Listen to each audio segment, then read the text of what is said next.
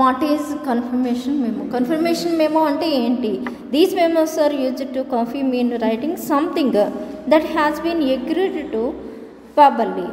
అయితే ఈ మెమోస్ని దేనికి ఉపయోగిస్తామంటే కన్ఫర్మ్ చేసుకోవడానికి, రాతపరంగా మనం కన్ఫర్మ్ చేసుకోవాలి సంథింగ్ అని అనుకున్నప్పుడు రాస్తాం అన్నమాట.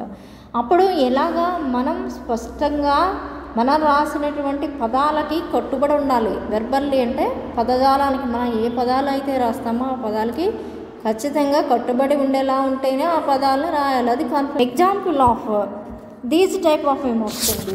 ఏమి ఎగ్జాంపుల్ అనేది? Observe in situations that need agreement between the 2 or more parties. 2 కానీ అంతకు ఎక్కువ మంది పార్టీస్ మధ్య కానీ ఇది అగ్రిమెంట్ లాగా ఉపయోగపడుతూ ఉంటుందట. ఇద్దరి మధ్య ఒప్పందం రాసుకున్నారనుకోండి, ఒప్పందం అనేది అక్షరాల పాటించి తీరాలి. అది ఒప్పందాన్ని పాటించకపోతే కనుక అక్కడికి కేసేస్తారు వాళ్ళకి. అది for instance, you agree to finish your project on time if your manager agrees to let you hire 3 interns. A few things to remember when the confirming the agreements in writing.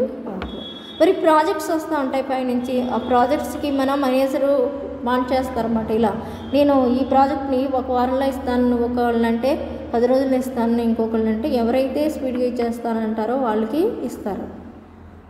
అది agreement కానీ అగ్రిమెంట్లో రాసుకుంటారన్నమాట. ఖచ్చితంగా నేను వారానికల్లా ఇచ్చేస్తానని చెప్పి అప్పుడు దానికి late అయింది అనుకోండి, వీళ్ళకి ఆ ప్రాజెక్ట్ చేసినందుకు మనీ ఇవ్వకపోవడం కానీ ఇలాంటివన్నీ చేస్తారు. బిట్వీన్ 2 or more పార్టీస్, ఒక ఇద్దరు పార్టీల మధ్యన ఒక అగ్రిమెంట్ ఒప్పందం చేసుకున్నప్పుడు అది మొత్తం కన్ఫర్మేషనే వస్తుంది. కొద్దిగా కన్ఫర్మ్గా రాసి for instance you are agree to finish your project on time if your manager agrees to let it hire 3 interns. అయితే మనకి కొంతమందిని హైర్ చేసుకునే వర్క్ చేస్తూ ఉంటారన్నమాట. అందుకని మనల్ని త్వరగా చేయండి అని చెప్తూ ఉంటారన్నమాట. ఇక్కడ ఫ్యూ థింగ్స్ ఇచ్చారు. ఏంటనేది చూస్తే కనుక highlight the significant and important details that were agreed to verbally. అయితే కొన్ని రకాలైనటువంటి వాటిని హైలైట్ చేసి ఏవైతే ఇంపార్టెంటో వాటన్నిటిని డీటెయిల్స్ని హైలైట్ చేయమంటున్నాడు వెర్బల్కి. వీటికి ఇవి ఖచ్చితంగా పాటించి తీరాలి. రెండో చూడండి, be specific in your demands and targets. మీకు ఏ డిమాండ్స్ ఉన్నాయి, ఏ టార్గెట్స్ ఉన్నాయని మొత్తం ఒక స్పెసిఫై చేయండి. ఇది ముఖ్యము, ఈ టార్గెట్ ఇలా పూర్తి చేయాలి అని చెప్పి దానికి మాత్రం ఒక స్పష్టత అనేది తెచ్చుకోండి. స్పెసిఫిక్గా ఈ టార్గెట్ ఈ టైంలో ఈ డిమాండ్ ప్రకారం పూర్తి చేయాలని చెప్పి.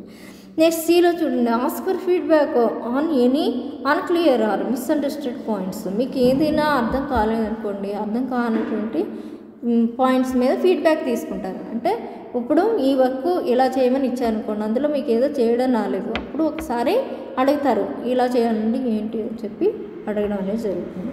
మీకు అర్థం కానిటువంటి పాయింట్స్ ఏమైనా ఉంటే ఒకసారి అడిగి కన్ఫర్మ్ చేసుకుని అప్పుడు మళ్ళీ వర్క్ని బిగిన్ చేస్తారు.